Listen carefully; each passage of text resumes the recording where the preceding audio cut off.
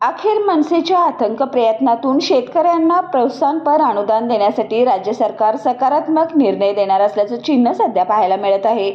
येत्या 8 दिवसांमध्ये शासन निर्णय करून शेतकऱ्यांच्या खात्यावर पैसे जमा करणार आहे, अशी हमी सहकार सचिव राजेश कुमार, सहकार आयुक्त अनिल कवडे यांनी आज झालेल्या बैठकीत दिली।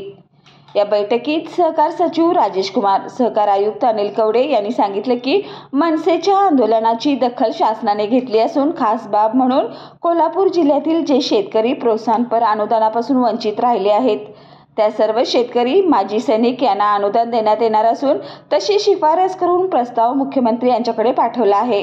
येत्या 8 दिवसांमध्ये शासन निर्णय घेऊन शेतकऱ्यांच्या खात्यावर पैसे वर्ग होतील, असे ते म्हणाले।